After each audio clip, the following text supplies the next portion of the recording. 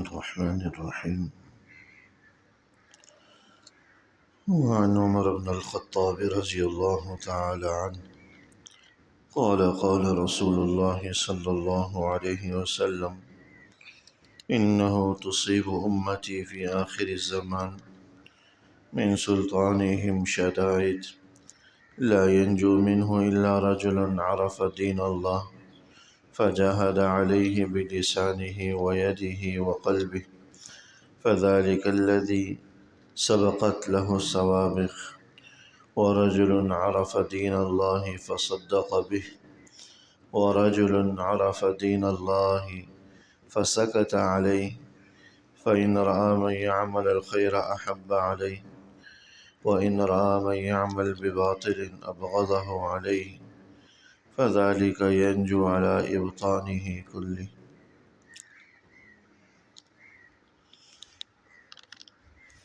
حضرت عمر رضی اللہ تعالی عنہ حضور علیہ السلام کا ارشاد گرامی نقل فرماتے ہیں: انہو تصیب امتی فی آخر الزمان من سلطانہم شدائد، کہ میری امت کو آخر زمانے میں ان کے حکمرانوں کی طرف سے طرح طرح کی تکلیفیں پہنچائی جائیں گی۔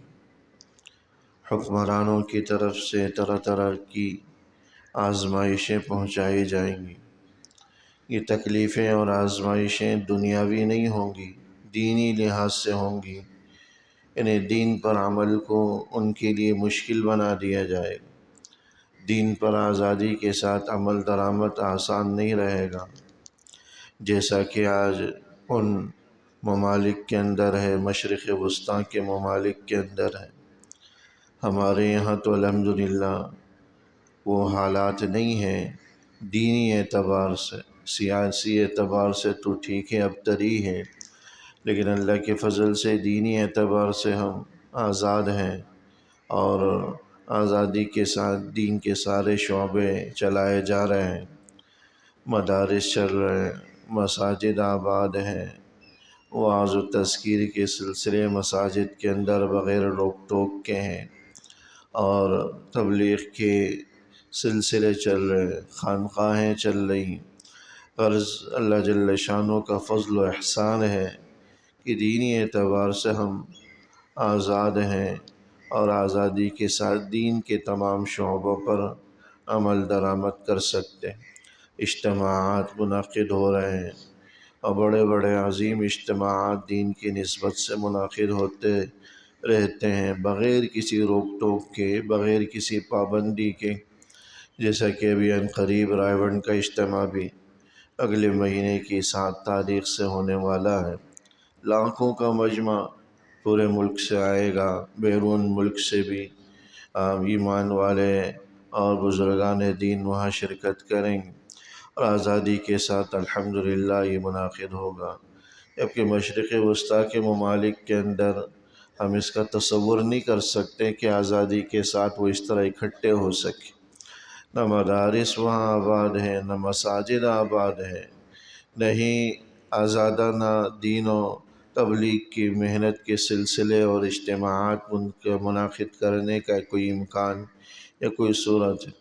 مساجد کے اندر بھی اگر بیانات ہو رہے ہیں ان کی امام کی طرف سے، تو وہ بھی لکھے ہوئے آتے ہیں جو سرکار نے لکھ کر دے دیا، بس من وعن وہی پڑھ کر سنانا ہے، جس میں بس وقت کے حکمرانوں کی تعریفیں اور اس کے علاوہ کچھ نہیں۔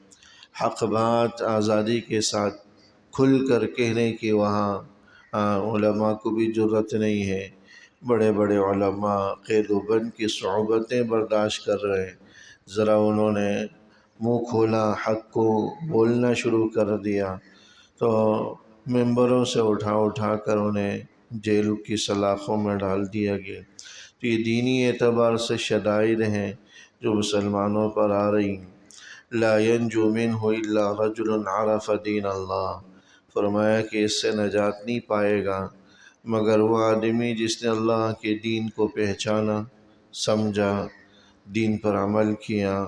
فجاہد علیہ بلسانہ ویدہ وقلبہ، اور حکمرانوں کی ان چیرہ دستیوں کے خلاف اس نے جہاد کیا اپنی زبان سے، اپنے ہاتھوں سے اور اپنے دل سے۔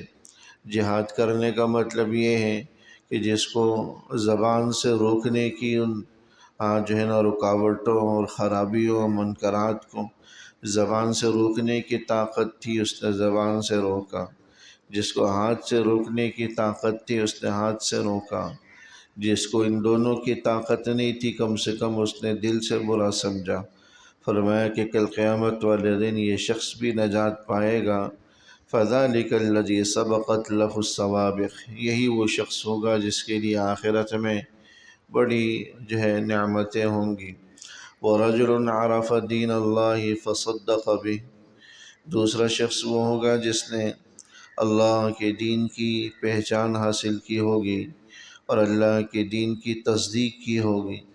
تصدیق کا مطلب دل سے تصدیق کرنا ہے، دل سے تصدیق کی ہوگی، زبان سے اس کا اقرار و اعتراف کیا ہوگا، یہ بھی نجات پا جائے گا۔ وَرَجُلٌ عَرَفَ دِينَ اللَّهِ فَسَكَتَ عَلَيْهِ، تیسرا شخص وہ ہوگا جس نے اللہ کے دین کو پہچانا تو ہوگا، لیکن اس نے نہ زبان سے اس کی علی الاعلان تصدیق کی ہوگی بلکہ خاموش رہا ہوگا حالات کی وجہ سے، کہ دین کی بات یا حق کی بات بولنا آسان نہیں ہوگا، اس لیے اس نے سکوت اختیار کیا، خاموشی اختیار کی۔ فَإِنْ رَأَى مَنْ يَعْمَلَ الْخَيْرَ أَحَبَّهُ عَلَيْهِ، بس اس کا طریقہ یہ رہا کہ اگر کسی کو نیک عمل کرتا ہوا دیکھتا تو اس سے محبت کرتا، اس کو اچھا سمجھتا۔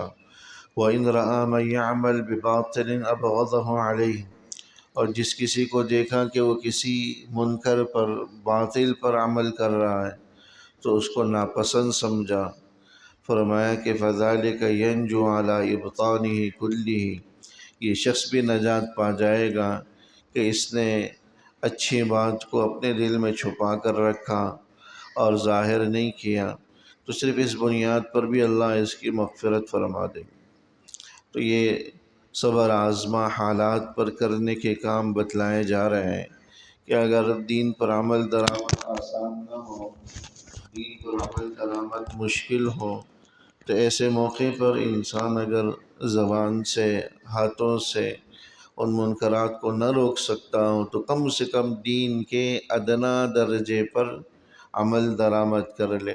اور دین کا ادنا درجہ یہی ہے کہ اچھائی ہوتا ہوا دیکھے تو دل سے اس کو اچھا سمجھے، برائی ہوتا ہوا دیکھے تو کم سے کم دل میں اس کو برا سمجھے، کیونکہ اگر دل میں بھی اچھائی کو اچھا نہیں سمجھتا، برائی کو برا نہیں سمجھتا، کیونکہ دل پر تو کوئی اختیار حکمرانوں کو نہیں ہے، انسان دل میں کیا سوچ رہا ہے، دل کا علم تو صرف اور صرف بندے کو اور اللہ کو ہوتا ہے۔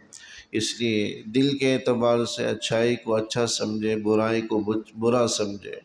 تو چونکہ یہ اچھائی کو اچھا سمجھ رہا ہے، برائی کو برا سمجھ رہا ہے اور دل میں یہ بات اس نے رکھ رکھی ہے، تو اس پر بھی اللہ اس کو نجات دے دے گا، اس پر بھی آخرت میں معافی کا اور مغفرت کا وعدہ ہے۔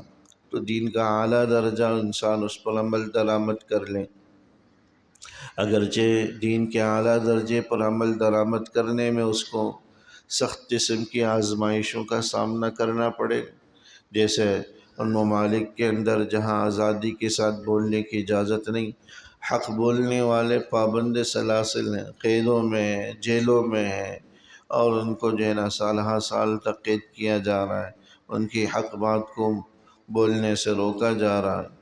تو یہ تکلیفیں انہیں سہنی پڑیں گی، لیکن دین کا یہ اونچا درجہ ہوگا، سب سے اعلیٰ درجہ ہوگا۔ اور اگر یہ نہیں کر سکتے، اپنی کمزوری کا اعتراف کرتے ہیں، کم سے کم دل میں اچھائی کو اچھا اور برائی کو برا سمجھتے ہیں، تو اللہ کی ذات سے امید ہے کہ یہ بھی نجات کا باعث بنے گا، اور اللہ جل شانہ اس کی بنیاد پر بھی مغفرت فرمائیں۔ لیکن اس سے نیچے دین کا کوئی درجہ نہیں ہے کہ آدمی دل سے بھی اچھا کو اچھا نہ سمجھے، برے کو برا نہ سمجھے، پھر نجات کی شکلیں ختم ہو جاتی ہیں، پھر اللہ کے عذاب کی شکلیں شروع ہو جاتی ہیں، پھر اللہ کا پکڑ، گرفت اور عذاب ان قوموں پر مسلط ہو جاتا ہے، جس سے اللہ کی پناہ مانگنی چاہیے۔ اللہ جل شانہ عمل کی توفیق نصیب۔ ربنا تقبل منا إنك أنت السميع وتب علينا إنك أنت التواب الرحيم. وصلى الله تعالى على خير خلقه محمد وآله وصحبه أجمعين برحمتك يا